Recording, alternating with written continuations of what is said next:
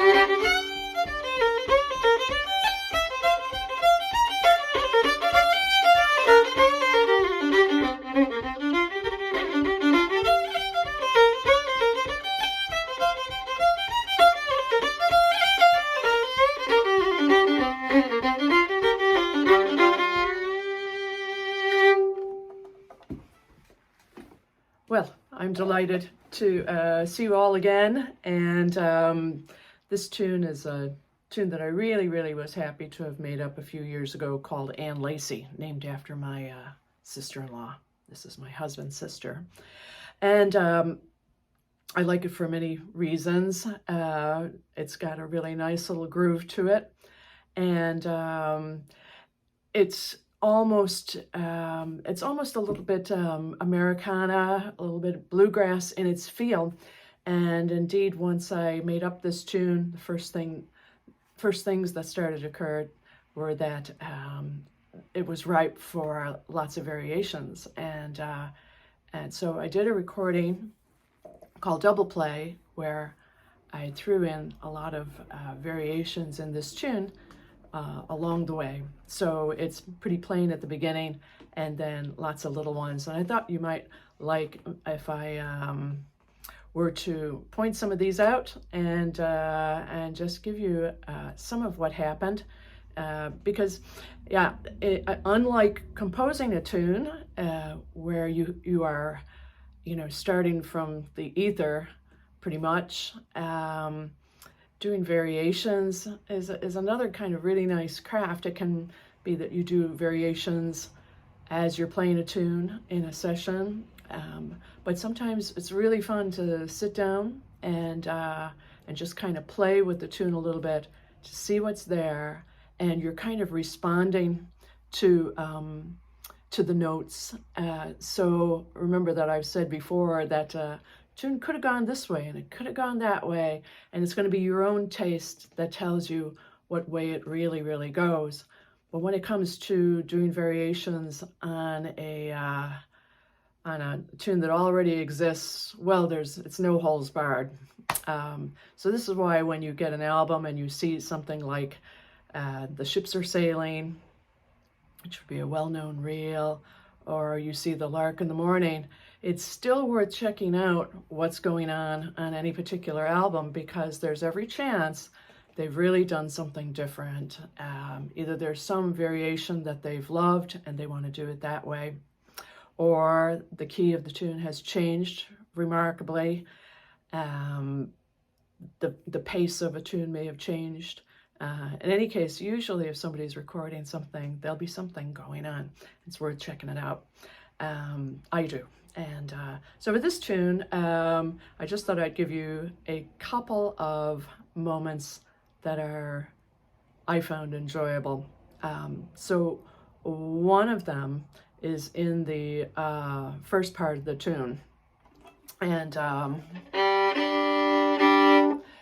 I'm coming around the bend, and I've played the second part. Oh, actually, maybe I'm going to have to show you the little thing that happens in the second part first. So there's so the second part straight is.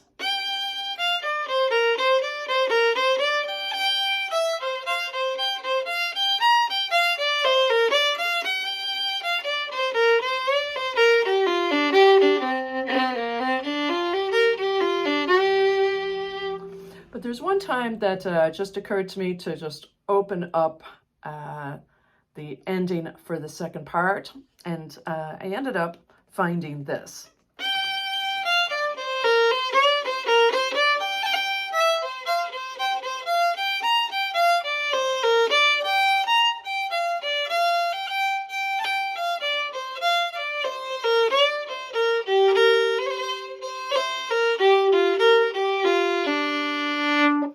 So there's a real pattern of falling down there, and so let me play that once more for you.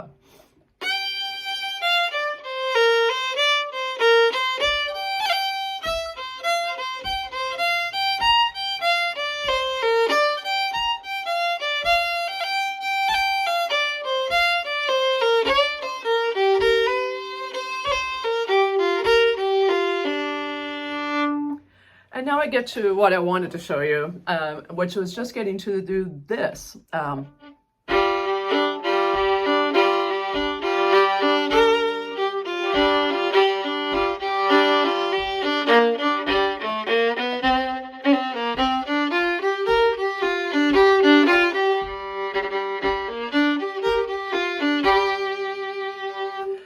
So there's a lot to like there, and I think that that thing of just holding on to the low G is an awful lot of fun. And also that these pushes with the bow, da da da da da da da da da da da da da. So let me play that again for you.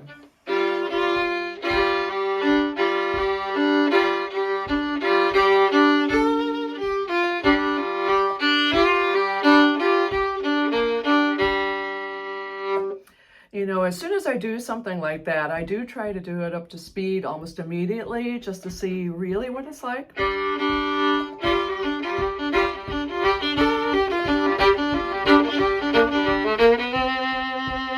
I might try it again.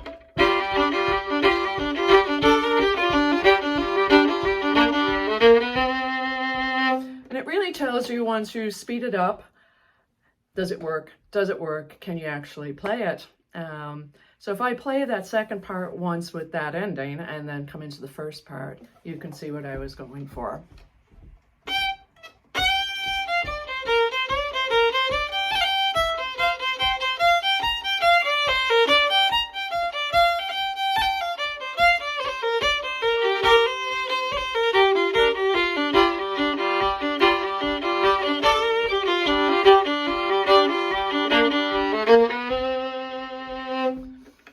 Fun. There's also within that variation a kind of a fun thing to do.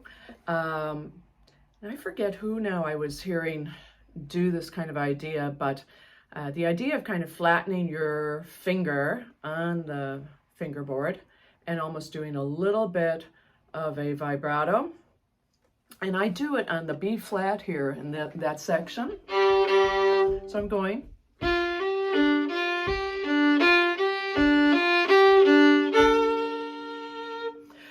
Now, I kind of, when I'm doing it up to pace, I'm almost like,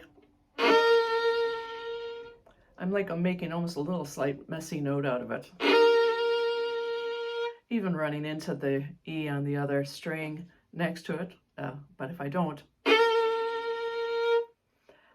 So a good bit of vibrato there.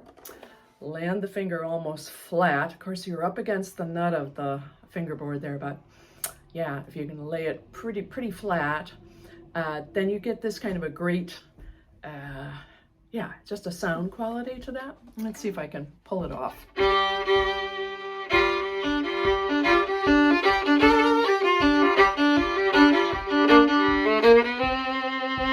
I'm try better.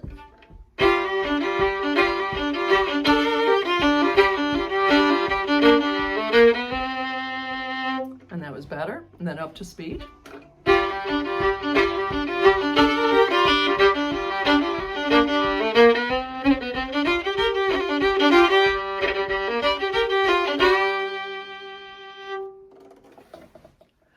One other exciting, to me, variation in this tune came in the first part.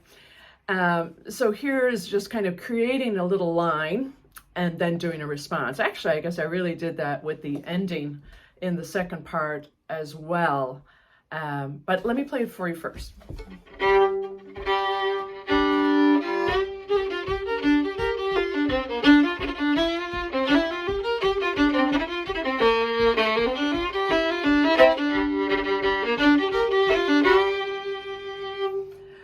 So who knows what leads you to do some little strange path.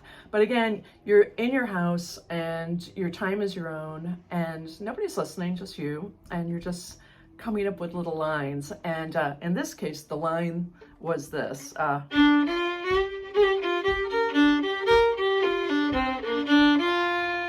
And then this.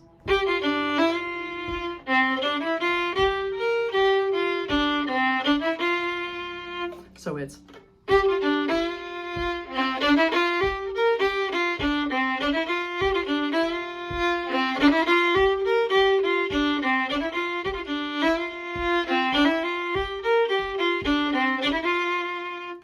so I played it like 3 times there.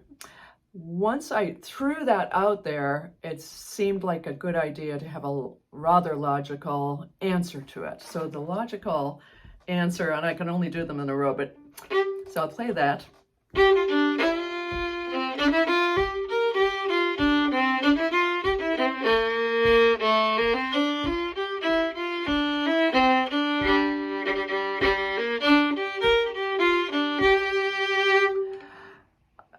It could have been that I even needed to just look at the notes of what I had done to remember that it was.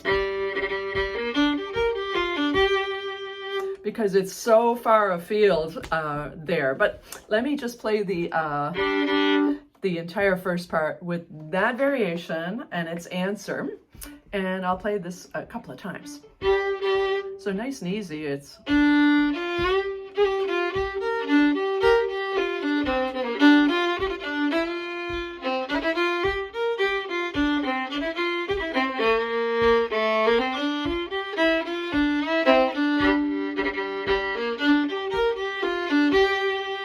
So then the first part with that end.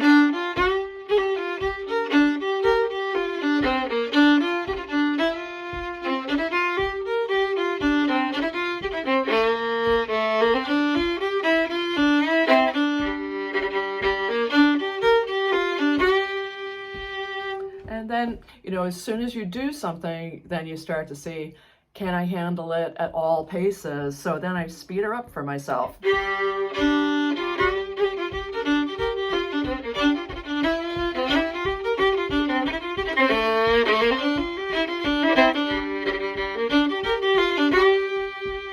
So that low B flat, is just so cool. I really lean my bow into it as a result.